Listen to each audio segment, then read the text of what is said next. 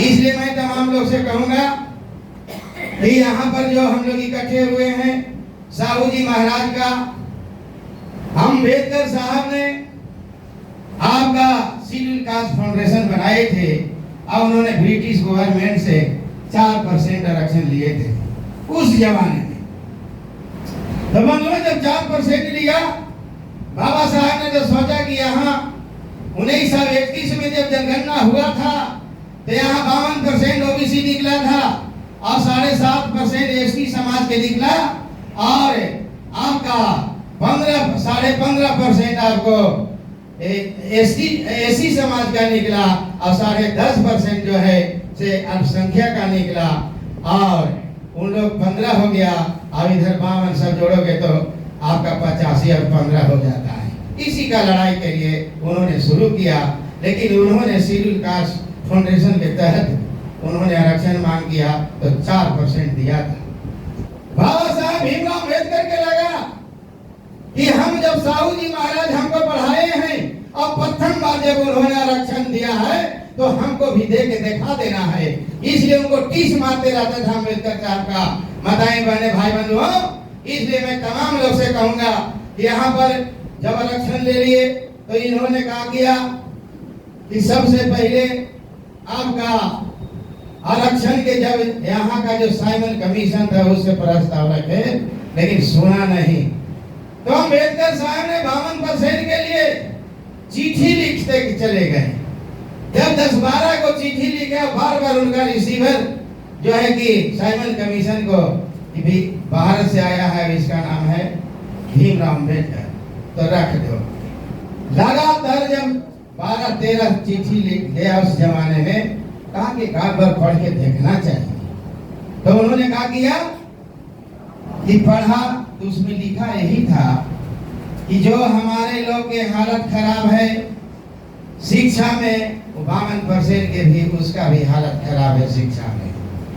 जो हम लोग के अपमानित होता है मनुवाद के अनुसार, 52% ओबीसी का भी आपका मानहानि होता है। जो उसका राजनीति में जो स्थिति है एसी समाज का, वही स्थिति 52% ओबीसी का है। उन्होंने देखा कि उस शिक्षा में जो एसी समाज का स्थिति है वही आपका 52% ओबीसी का भी स्थिति है। ये आपका लेटर में बाबा साहेब भीमराव अम्बेडकर ने लिखे साइमन कमीशन को, और उन्होंने पढ़ा। ये पढ़ा, साइमन कमीशन ने पढ़ा तो वहां से ऐलान किया बंधुओं कि हम भारत के हर एक राज्य में जाएंगे घूमने और इसको पुनः जांच करेंगे कि जो अम्बेडकर ने चिट्ठी लिखा है वो सही है कि झूठ है। जब उन्होंने प्लान बनाया बंधुओं माताएं बहने, तो क्या करते हैं,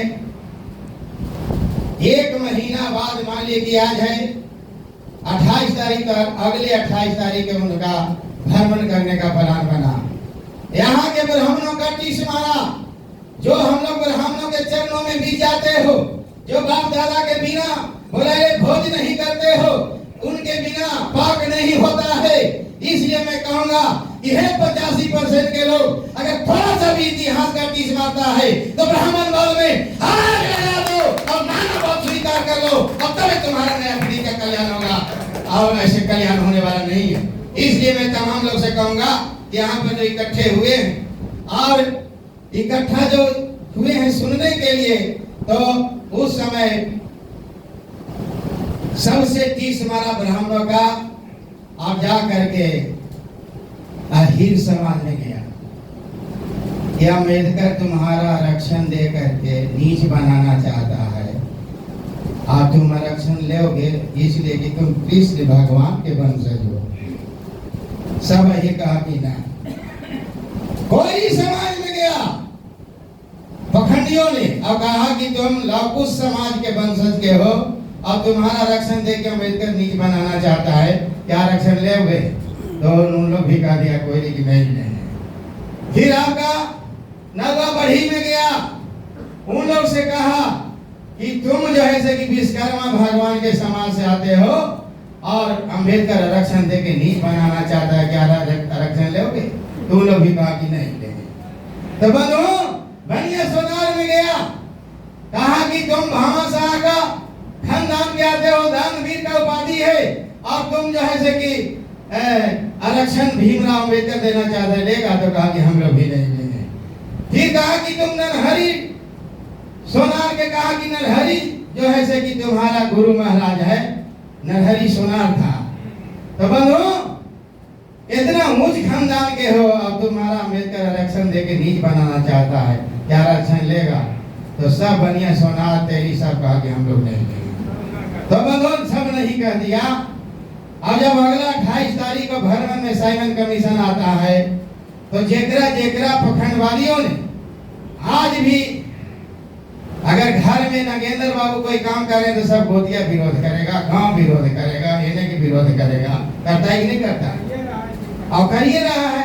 उस जमाने में भी आपका कहा कि ब्राह्मण ने जो बात कह दिया वो सही बात है, इसलिए साइमन कमीशन को हम लोग यहाँ से गो ऑफ करा देना है। गया वहां पर और जा करके कहा, तो तैयार करे थे टोने टोने न जाएगा, भाग गया ऐसा ऐसा शहर में, पटना ऐसा शहर में, और सब अहीर का करा कि साइमन कमीशन को हमको इलेक्शन से कोई मतलब नहीं है। कोई जहां काम मेरा होगा कि साइमन कमीशन यहाँ से लौट जाओ, हमको कोई इलेक्शन से मतलब नहीं है। बनिया सोनार कहाँ करा कि हमको कोई मतलब नहीं है।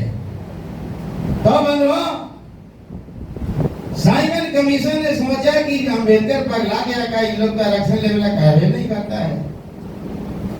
ये मामला था बंधुओं।